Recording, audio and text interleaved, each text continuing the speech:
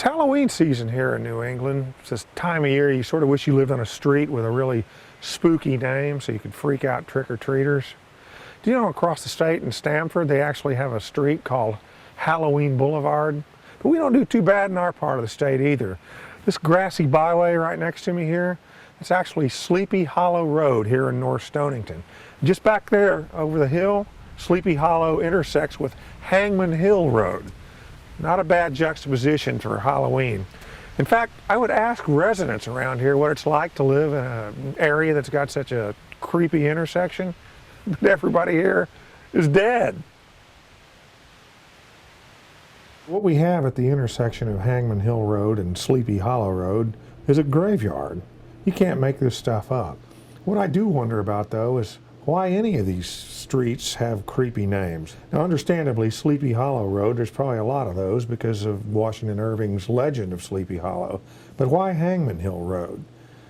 According to the day's newspaper archives, there's a lot of confusion about why it's called Hangman Hill Road, though more than a few locals insist that a hanging did take place here. Unfortunately, the details of the apocryphal hanging sort of vary greatly. Everything from a suicide to the lynching of a horse thief. Another sinisterly named thoroughfare in this area is Meadow Road, which is where we are right now in Salem, Connecticut.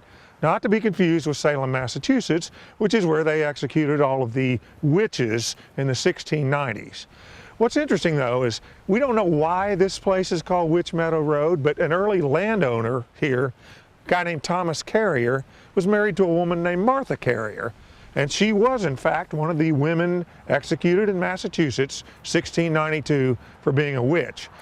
So while I can't say for sure that the dead witch Martha Carrier had anything to do with this actually being named Meadow Road, it's my story, and I'm sticking to it. In the age of the slasher film, Halloween isn't necessarily even about the supernatural anymore, at least not purely.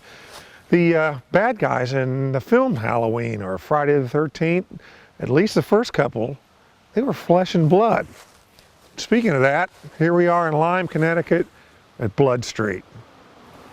Depending on which historical anecdote you might want to believe, there was either an Indian massacre here or a citizen butchered his own sheep and dragged the bleeding carcasses down the road, or more probably, family bought some property here and their last name was Blood.